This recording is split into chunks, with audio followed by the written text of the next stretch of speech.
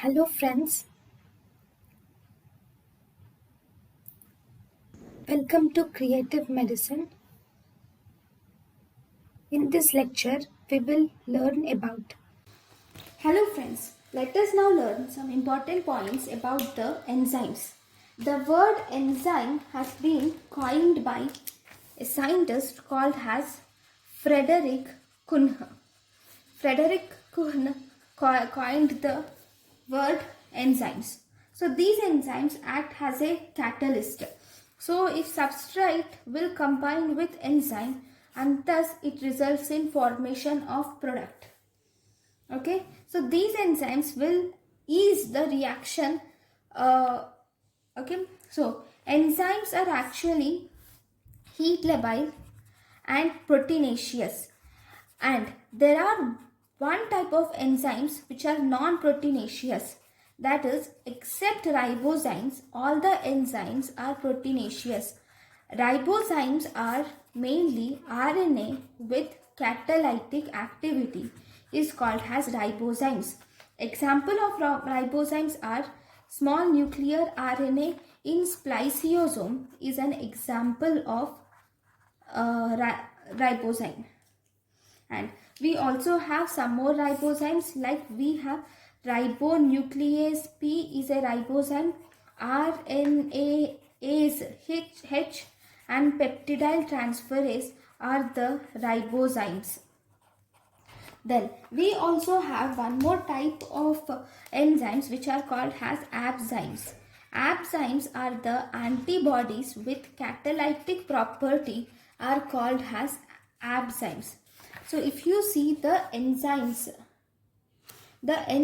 can be of two types.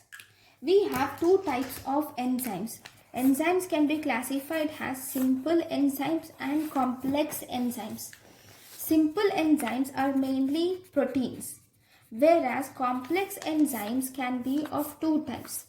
They may be protein, they have protein part and they have non-protein part. The protein part is called as apoenzyme, whereas non-protein part can be called as coenzyme, or it is also called as cofactor or prosthetic group. So if you see coenzyme first, this coenzyme is a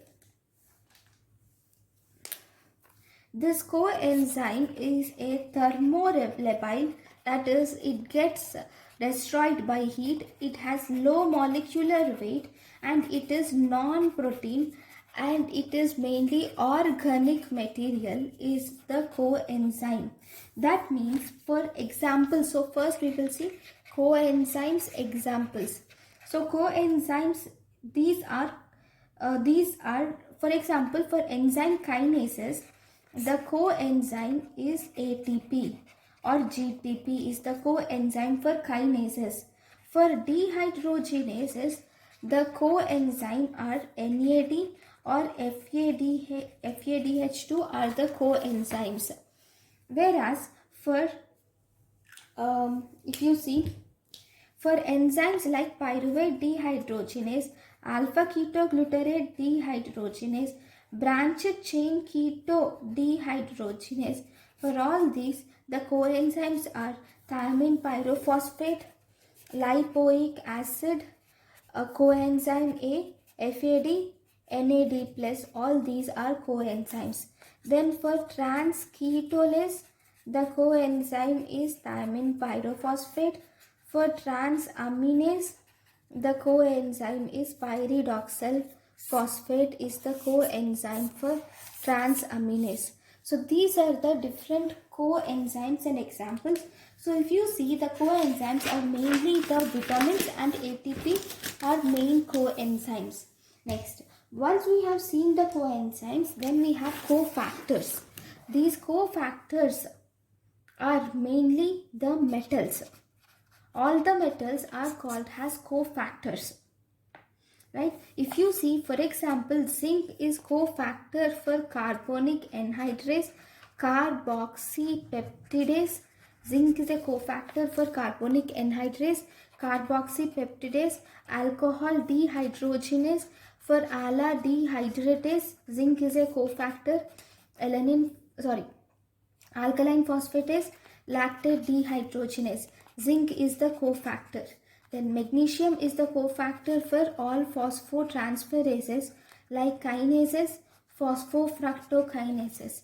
And magnesium is also a cofactor for mutase, enolase, and glucose 6-phosphatase. Magnesium is a cofactor. Copper is a cofactor for tyrosinase. Cytochrome C oxidase, copper is a cofactor, and for lysyl oxidase, copper is a cofactor. Superoxide dismutase, also copper is a cofactor. Then for molybdenum is a cofactor for xanthine oxidase and sulfite oxidase. Molybdenum is a cofactor. Then we have other cofactors like we have manganese is a cofactor for enolase, arginase, and phosphotransferases. Manganese is a cofactor. Then we have iron is a cofactor for succinate dehydrogenase, whereas calcium is a cofactor for lipase and lecithinase. So all these we should remember. Next, so this is about the cofactors. Okay, so we have seen the we have seen the apoenzymes. We have seen the coenzymes and cofactors. Then what about the prosthetic groups? Right, prosthetic groups are also metals. The only difference is these prosthetic groups are tightly bound. They are tightly bound, but these cofactors are not that tightly bound. They are mostly reversibly associated, not tightly bound. That is the only differences. Okay, next we will see the classification.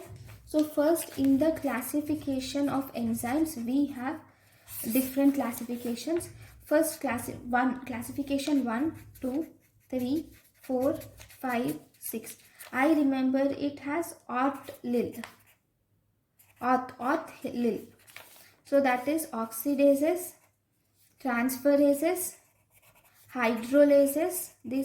Third is hydrolysis, fourth is lyases, fifth is isomerase, and sixth include ligase. Right? So oxidase will help in oxidation of one substrate, and it causes reduction of other substrate. Whereas transferases will help in transfer of functional group. Like in phosphatase, there is transfer of phosphate group. If we have kinases, in kinase also there is transfer of phosphate group with the help of ATP. And also we have transaminase, where amino group will be transferred, whereas we have transmethylases, where the methyl group is transferred. Okay, then we have hydrolysis. In hydrolysis, with the help of water, the C bond C or C bond O or C bond N will be broken with the help of water. That is hydrolysis. Then we have lyases. Lyases, there will be cleavage of C double bond C or C bond O or C bond N, but there is no water is used in this thing, in lyases. Then if you see isomerases, A combines into B, like glucose will get isomerized into fructose. Okay, they have the same chemical formula, that is C6H12O6. Even this is C6H12O6, but glucose is an aldose form, whereas fructose is a ketose form. So that is isomerase. Change in conformation of a molecule is the isomerase. Then we have ligase, where two molecules are joined together by a bond, that is synthetases. All synthetases are ligases. So this is about the classification of these enzymes. Okay, so thank you guys for watching my lecture. Thank you. Thank you, and thank you for watching.